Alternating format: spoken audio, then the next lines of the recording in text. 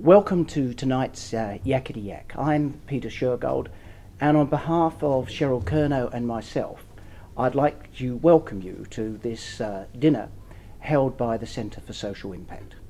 I am the Macquarie Group Foundation Professor at the Centre, and a long time ago, indeed it seems a different life, I was an economic historian, and the last thing that I wrote about as an economic historian was convict labour in New South Wales.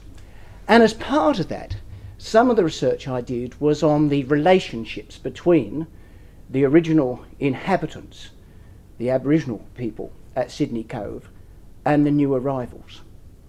And as I read, there were parts of it I thought read like an Evelyn Waugh novel. What I mean by that is that, of course, the people around here still sometimes are referred to as the Eora people. Eora actually means here. And so I have this wonderful vision of Governor Macquarie going up to the Aboriginal people and saying, "Where are we?" And they say, "Eora." And he said, "Ah, it's the Eora people." In fact, of course, they were part of the Gadigal people. And on behalf of the Gadigal people, as the custodians of this land on which we meet tonight, I welcome you. And I am particularly pleased to welcome you in this way, given that our guest tonight is a member of the Wiradjuri people, Linda Burney. Now, Linda Burney is, of course, now the national president of the ALP. She, I think, is the minister of what I suspect is, I think, the hardest portfolio in the whole of Australia, Minister of Community Services. She has been an eminent public servant, but I first knew Linda Burney when I was in the Aboriginal and Torres Strait Islander Commission, and there was this group of people who came to advocate on behalf of Aboriginal education. And I had read my briefing and was ready for the meeting, and I remember how effective it was, because when they went, I said, "Who was that woman?"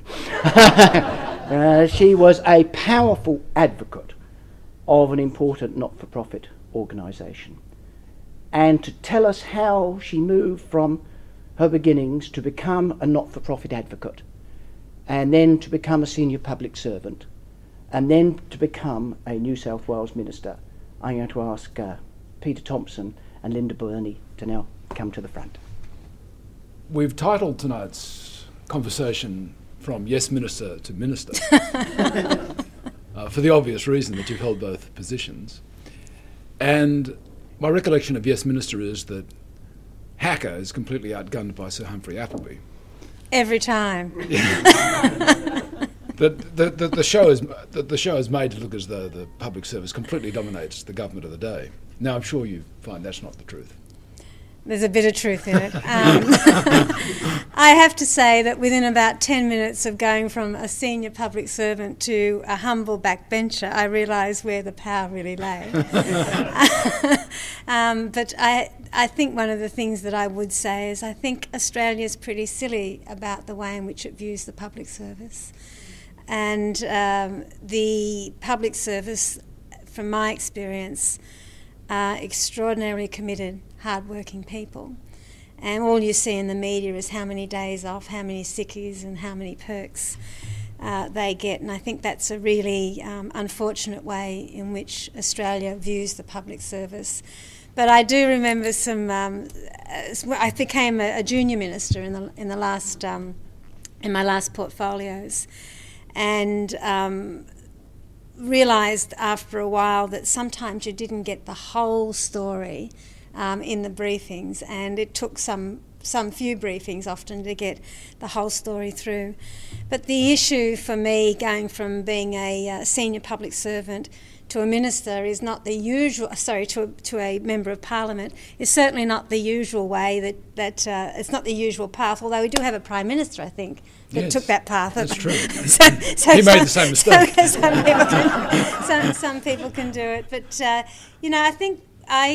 I think that being a public servant has served me so well to become a Member of Parliament and now a senior minister in what is a very challenging portfolio, because you really do come to understand what the process is and the ways to actually develop legislation, from the idea that, or the 5-year rollover that legislation has, to how you start the conversation, how you draft up the papers, how you go through the consultation process and then drive that legislation through the Parliament, has been a great lesson for me and a great way to understand what my role is today.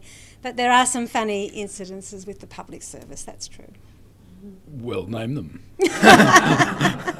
Oh, well, for example, today we've been probably one of the most pressing issues in community services is the issue around out-of-home care, and we're undertaking a major review. That's what most people would understand to be foster care.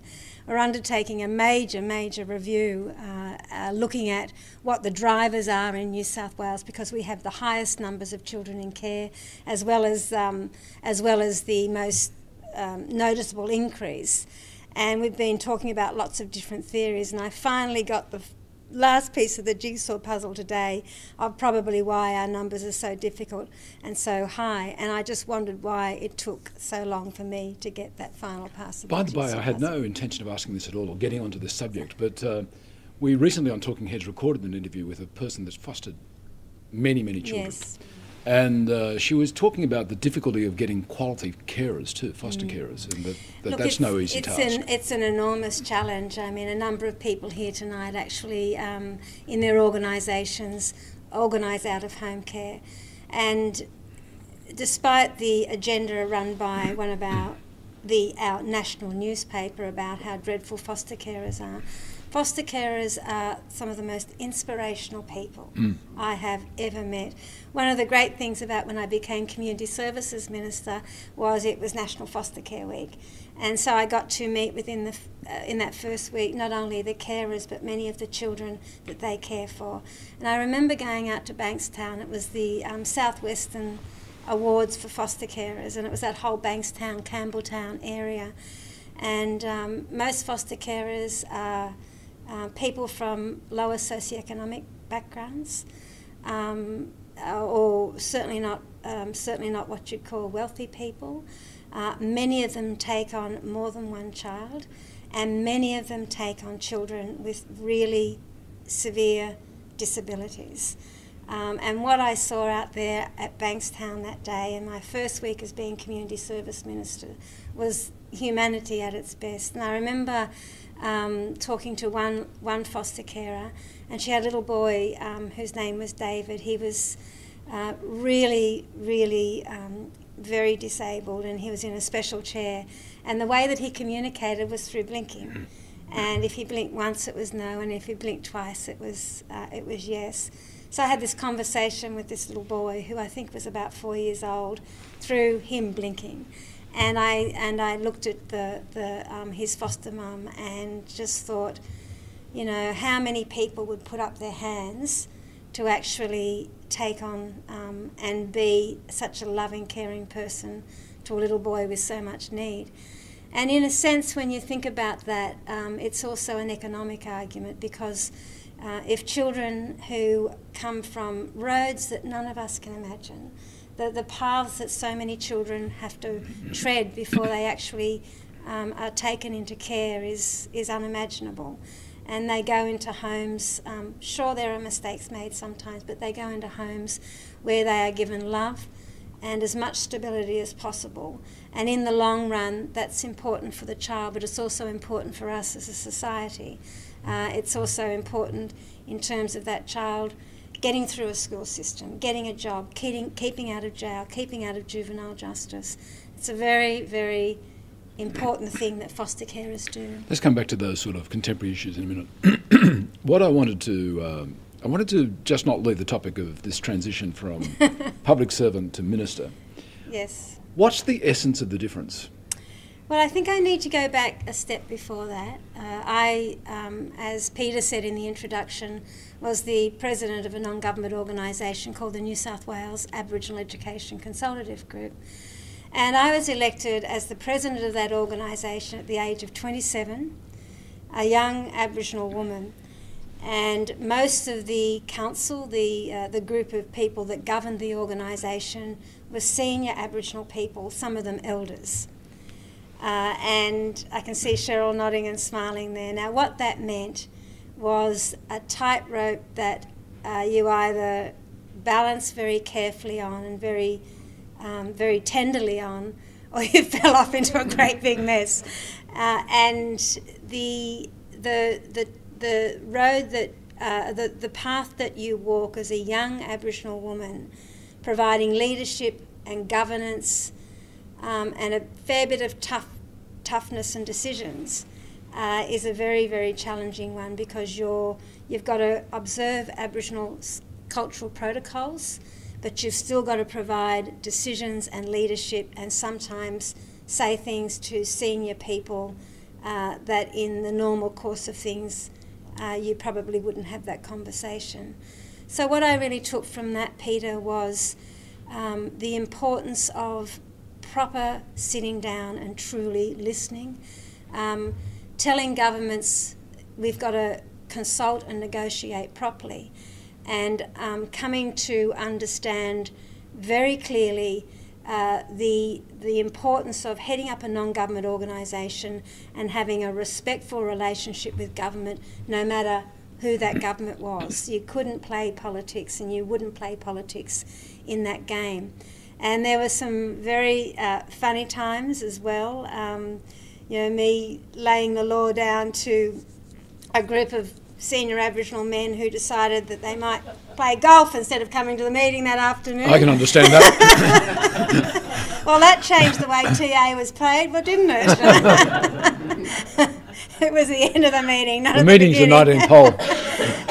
But you know, the other thing is, I learnt from that experience, which has served me so well as a senior public servant, but served me even better as a member of Parliament, both as a local, in my local constituency, but as a minister, that in a negotiation, you make sure that everyone gets something.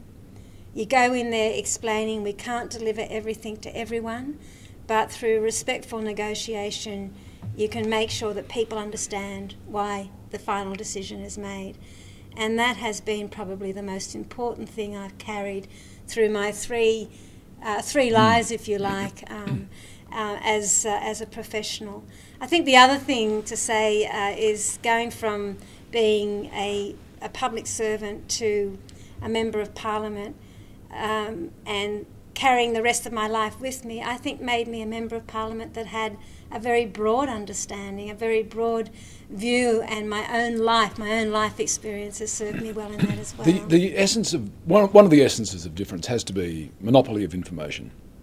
That yes. as a public service head, you're sitting over a mass of information, and the political leader, the minister, is day to day also engaged with the community and is diverted by many different things. So one would think that the power has to lie with the head of the public service. I don't know if I'd characterise it like that. I think the power... Peter Shergold, of course, was the power, not in agreement. Well, we won't ask Peter Shergold this question, but, you know, your job as a senior public servant is to be across every issue. Yep. And to make sure that the information that you're providing to your minister is the information that he or she needs to make the proper decision. Now, I am not saying that there are instances around that perhaps that hasn't happened perfectly, but in my, where I came from, is that you didn't want to bombard the minister with too much information, but you wanted to make sure that he or she made the best decision that would serve the community. Sometimes you would be sitting there as a public servant looking at the minister saying, why are you making that decision? We don't think that's, didn't think it was always the right one to make that would have the best outcome. But you learn what your role is there, and you try and provide the information and steer the discussion and the minister to a decision that's going to best serve everyone involved. Now, that might sound like a bit of public service doublespeak there, but what I'm trying to say is that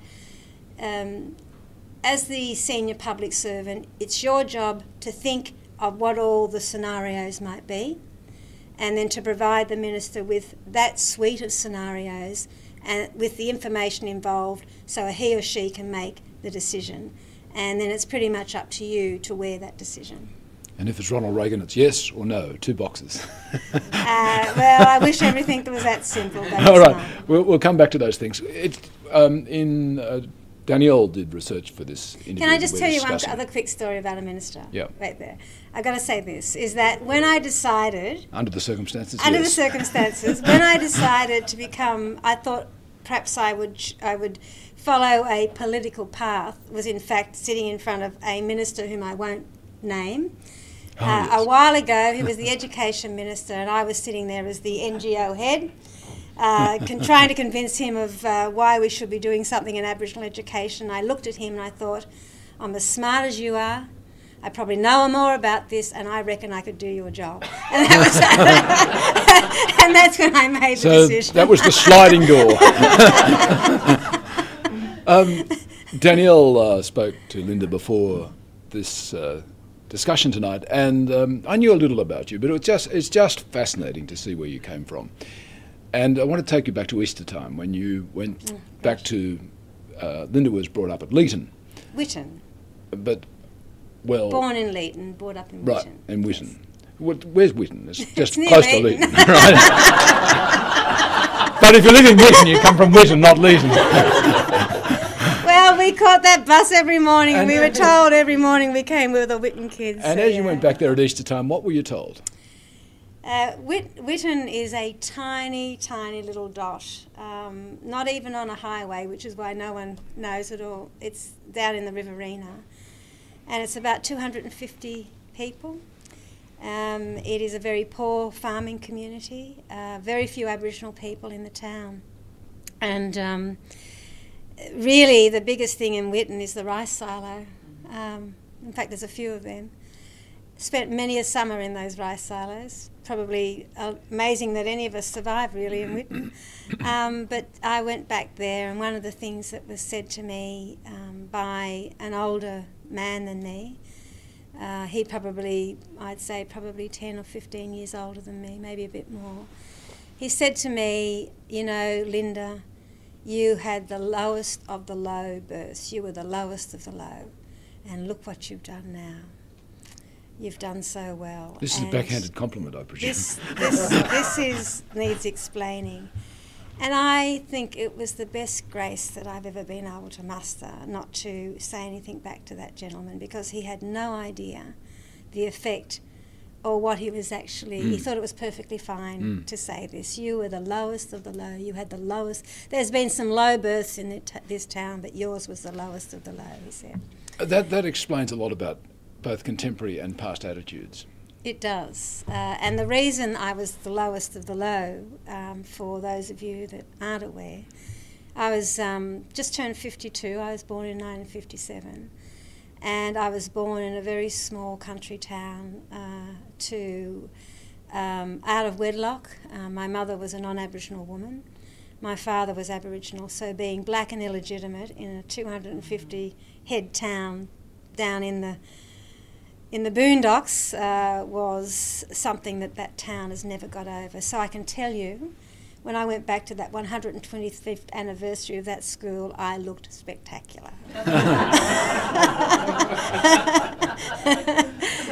But it was interesting. It was I was really nervous about going back. I was the girl that was never going to achieve. I was the girl that at the age of 10 or 11 was told by a non-Aboriginal woman in that town, this close to my face, that I would never amount to anything. So it was nice to go back. And that remark you reflect but on it was as a key kind of moment scary too. to go back too. You reflect back on that remark about being told you won't amount to anything as being very important. That has been a remark that has travelled with me right here for my whole life, because I remember it so vividly. I remember it like it was yesterday. Just having an adult say to a little kid, you'll never amount to anything. And I remember thinking, and just so clearly, why would someone say that to a little girl? Why would someone say something so mean to a little girl?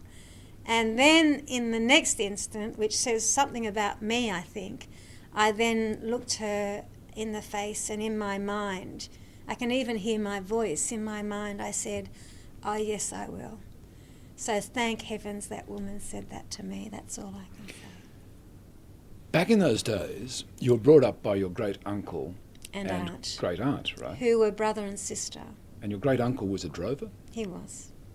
So tell us about that. And you were to meet your parents. You knew your mother, but you were to not meet your father till much later in life. I met my father, amazing story. I met my father when I was 28. I was 8 months and 1 week pregnant with my first child, and I met my father just about 4:30, 5 o'clock in the afternoon, and he was flying back to Narendra, where he was from. So we went to the airport where we sat and talked while he waited for his plane. And that night was one of those amazing sunsets. There was one just a few nights ago where the sky turns red. And my son's name is Burney Barong, and in our language, Barong means the red colours of the setting sun. And that night, I went into labour and had my son 24 hours later. My goodness. Yeah, and I'm sure it was about the emotion of meeting my dad for the first time. But you know, the life that I had as a child was amazing. It was like going back in another century. And those two old people that raised me, they all would have been in their mid to late 60s when they took me on. And I asked myself the question, if they hadn't decided to raise me, then where would my life be now? It could have been institutional care, it probably would have been. And whilst we didn't have very much money, and I was never told who my Aboriginal father was by my mother or my grandmother, even on her deathbed, they raised me with the most incredible old-fashioned values. I went to Sunday school. I noticed they never went to church, but I got to go to Sunday school every week. But I wouldn't say that I'm particularly religious, but those values of how to treat people, values around honesty, values around respect, values around not thinking possessions are the most important things in the world, are really values that have served me my whole life. And some of the memories from when I was a little girl, we lived on one side of town, and we lived where we lived was the stock route was on the other side of town. So when Uncle Bill would come through with the drovers, all the cattle or the sheep would come through on the stock route, and all the town kids. This is down in the Riverina, little town. You knew if you followed the droving herd that you'd end up with a potty calf or a potty lamb, because the little ones that weren't well enough to keep up with keep up with all the others, of course, were given to the kids. So we'd end up with these lambs and calves after the drovers come through. But I remember as kids, they would camp on the stock route, and the drovers would obviously have the fire, and we used to, as town kids, we'd creep up to the edge of the fire and just stay out of the firelight and listen to them talk. And we thought we were so smart because we thought, oh, they don't know we're here, of course. I think they did, but that was just some of those memories. We'd collect wood on a horse and cart. We learnt to swim in an irrigation ditch. In fact, the second day I went swimming in an irrigation ditch, unbeknownst to my great aunt and uncle, I didn't know that they were regulated, you see, at the age of 4, so it was quite... At the age of 4. Quite okay to go in one day. Didn't know about the regulations? It was way over my head. The next day, and a guy called Michael Dunn saved my life when I was 4 years old. As Peter says, you're from the Wiradjuri people. This upbringing, to what extent did you have Aboriginal identity? I didn't for a great deal of my life, but those of you that are a certain generation and lived in the country will remember that in those days the travelling photographers would go around and knock on your door and see if you wanted to get... There weren't the pixie photos in the... Well, there wasn't anywhere for Pixie to set up, but they came around, they'd knock on your door, and this happened. And I was also for it at the time, and we, you know, they used to colour your cheeks in and all that kind of stuff.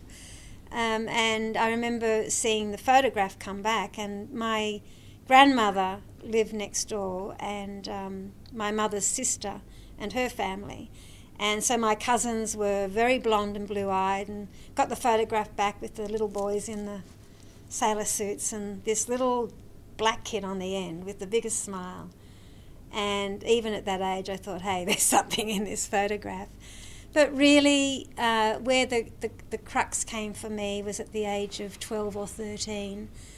And another one of those seminal moments in your life. I remember sitting on the front veranda of our house.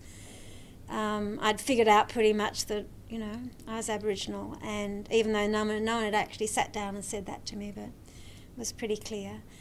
And just sitting there, and in my mind I had a picture of a road which had a fork in it, and back in those days, you know, you were Indian or you were Fijian because it was easier.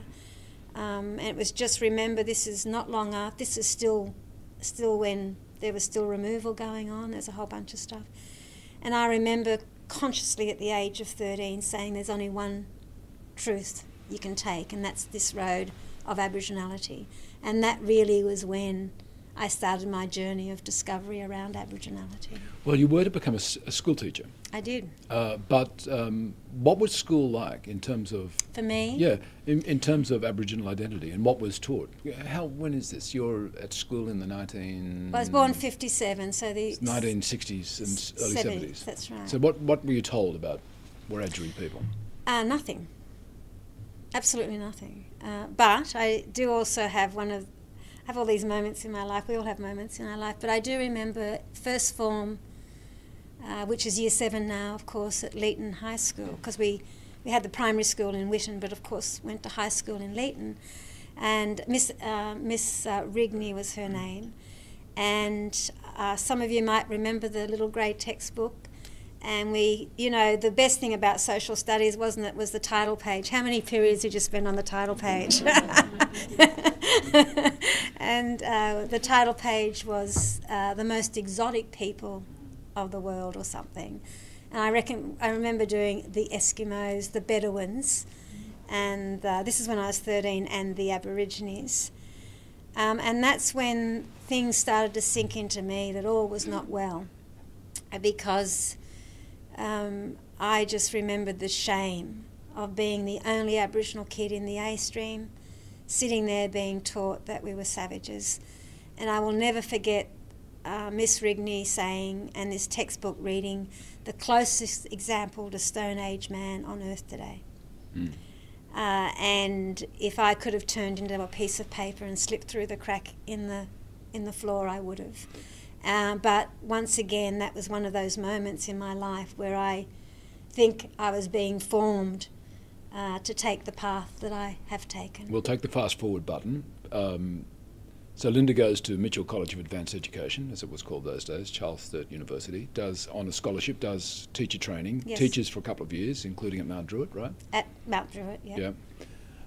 And because there are only 10 or 12 Aboriginal teachers in the state, you get roped into, gosh, suddenly a curriculum about and I was so Aboriginal ready for Australia is on the yes, cards. That's so right, yeah. So you get asked to join this, and this clearly was a pathway to where you are today. So as kind of an unwashed kid, you sort of take on this role of advising on curriculum development. Yeah. Well, it was amazing. A washed kid, I didn't mean an unwashed kid. Untried, perhaps. Yeah. Look, that was incredible. This is in the early 80s. You know, I'd been teaching for a couple of years, and they gathered up some of us from the schools, went into the Aboriginal Education Unit at the Department of Education, and it was when Aboriginal education was just beginning to really take hold here in New South Wales. developed the first ever national Aboriginal education policy. It became mandatory, but part of it was curriculum development and guidelines for teachers to teach Aboriginal studies. Now, one of the great memories of that is that we were sent out into the regions to schools like Brewarrina and places like that, where, let me tell you, the teachers were not ready for the work that we were going out to take. And I remember being at Brewarrina Central School, and we had, for the first time, I'm told, a big barbecue at the school. The Aboriginal community came in, the teachers came in, and we sat down started talking about the importance of Aboriginal studies and curriculum and Aboriginal involvement in schools. It was going fantastically, I thought, until we sat down to have the barbecue, and the next minute one of the Aboriginal elders just punched out the teacher, one of the teachers, who went flying off the chair. Well, that was the end of that, really. And bless him, he's gone now, but I do remember Tombo Winters for that little exercise. But it was just, just epitomise where relationships were between the Aboriginal community and the school in that town. But gee, we did some important work. We really broke amazing ground back in those days, and it laid the groundwork for much of what's happening right across Australia now in Aboriginal education. And from those 10 or 12 teachers in New South Wales now, we have hundreds of Aboriginal teachers, hundreds. And we've got to recognise those things. Can I? We've in 5 minutes or so. It's time to hand it over to you guys for questions. And we're going to have a conversation over dinner, which perhaps might more deal with the concrete things. But can I ask you about family things? Yes. Tomorrow you're going to a funeral for your brother. I am. And actually, Linda postponed the funeral so that she could be here tonight. Tell us about that loss. Well, my brother is 44, or was 44. His funeral's tomorrow. And he was the most beautiful, gentle man. He suffered terribly from schizophrenia and had lots of associated health issues. And he was funny. He and I were very close. And whenever he was in strife, it was me that he basically called on, including times, including the last really serious episode. He disappeared for several weeks and finally contacted me. I'd spent many days walking the paths and the parks of Sydney looking for him. Finally contacted him, and I had to have him scheduled, and anyone that's had to do that to a loved one, they know how difficult it is. But he was pretty special about it, and in the end, after a long hospital stay, finally said, well, Linda, you did the right thing. And he died about a week and a half ago, and his funeral's tomorrow. So thank you for coming here tonight. That wonderful husband of yours, Rick Farley. Yes. Millions of Australians admired Rick. He was a person that in a not-for-profit organisation, the National Farmers Federation, the most unlikely executive director, who forged that alliance with the ACF and convinced the government to establish Landcare, was a critical player in the Mabo legislation. Tell us about what you learned from him. From Rick? I must say, you met at the National Aboriginal Reconciliation Commission. Let's just say he got a fair bit out of reconciliation. And so did I. The irony, or this is perhaps one of the best things to come out of it, really. Anyhow, back to the question about what did you learn from Rick? Pink. What did you? Don't blush often, but that made me blush. Oh well, I told you it was intimate. What did you learn from Rick? What I learned from Rick Farley was a number of things. The thing that I think everyone recognised in Rick was an intelligence that was unparalleled, really, in many ways. And his capacity to bring the most unlikely groups of people together and get them to sit down, and there would always be an outcome that everyone could live with, was pretty special. And you saw that with the Cape York Land Use Agreement. You saw it with much of the work that he did after he left the Farmers Federation as well, much of the work in the mining area.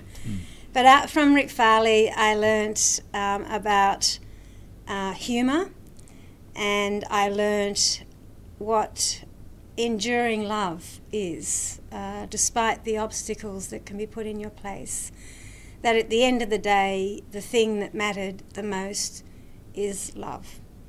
And you could get through anything if you had that. And we got through a lot of things because we did have the most amazing love. And I want to touch on one other thing. He was also a pain in the butt at times, but you know. Well, husbands, I'm sure, he said that about me too. No, he said that. No, he was just the most remarkable person, and he was a still person.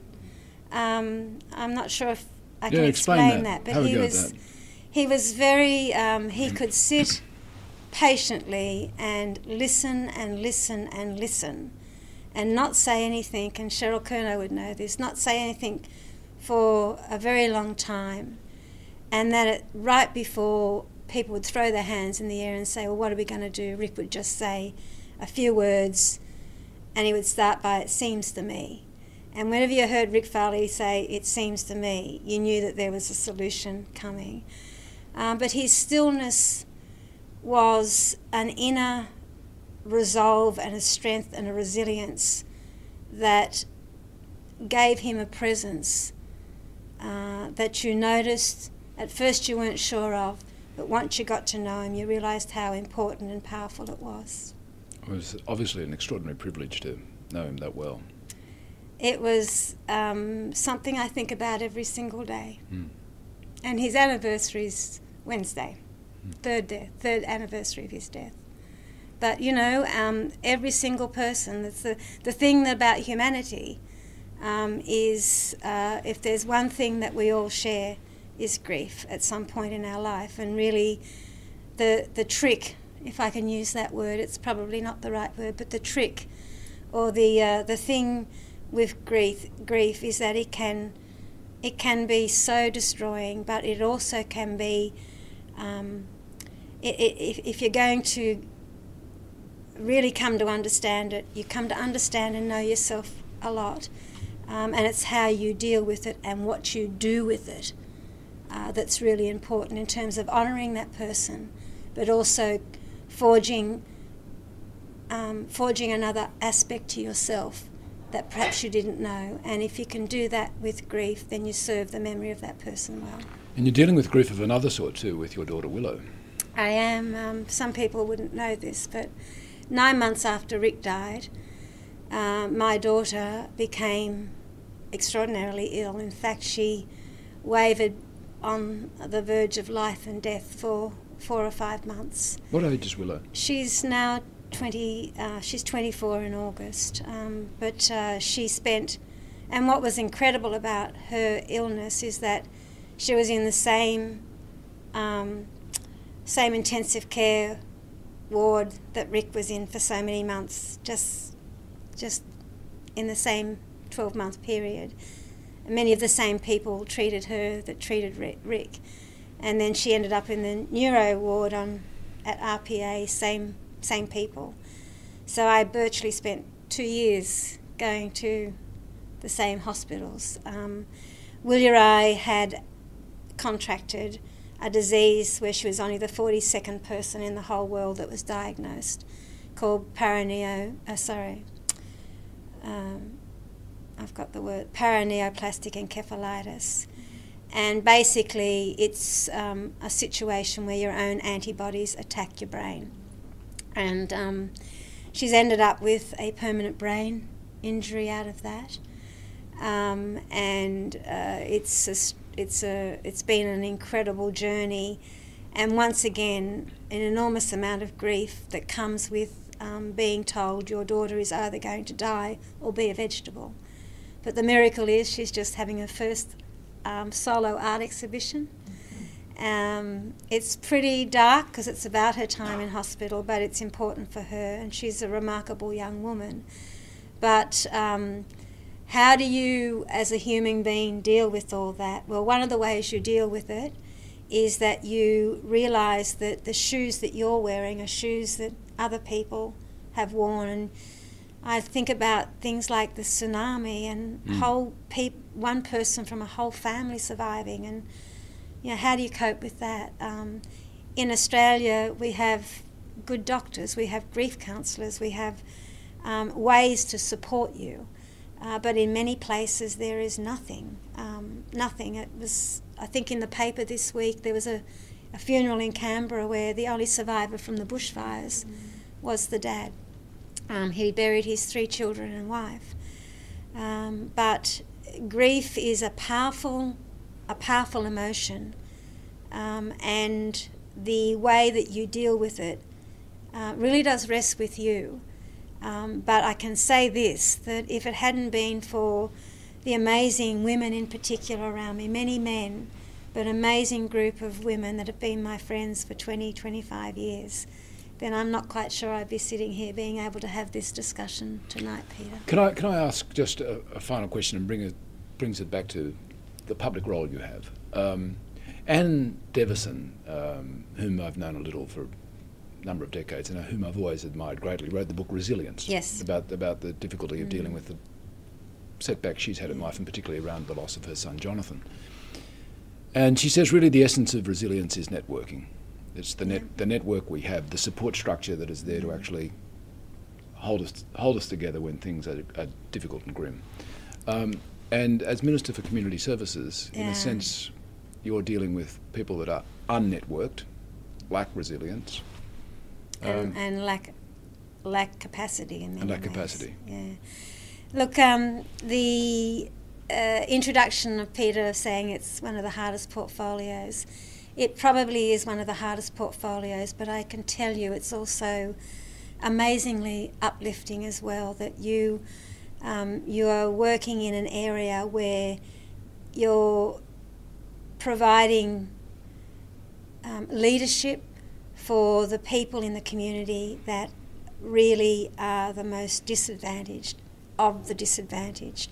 People whose lives are so in chaos they don't have the capacity to care and love their children.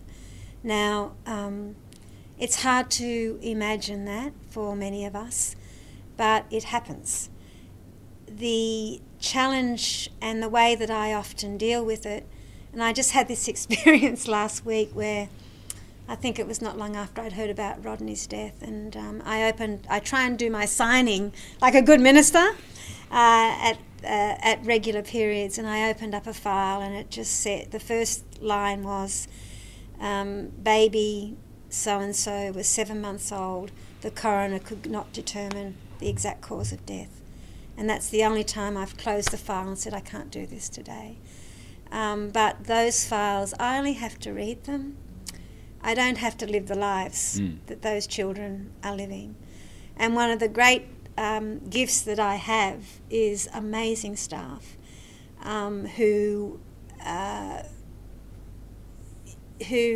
in many ways provide to me the resilience that I need to get through those things and think through the issues very carefully. But Minister for Community Services is about the pointy end of abuse. But there's also some great challenges and great opportunities. Early intervention, what you can do to hold families together. My job, I think, as Minister for Community Services is to keep children out of the statutory childcare system. That's what I think my job is. That's the greatest goal that I think I have. Now, how you come to that with all the complexities, one of the critical aspects of being in this portfolio is the relationship with the non-government sector. That is absolutely fundamental to providing what we need across this country in relation to families and building resilience in those families. And the determination that I have, and one of the things that I have in my life, is understanding and recognising and being part of that non-government sector, is to say that we have to have a respectful relationship. Non-government sector is responsible for saying to government, you're doing it, you could be doing it better, but part of our joint responsibility is working collaboratively, and that's something that I'm determined to have in New South Wales, because it's the best way to look after children.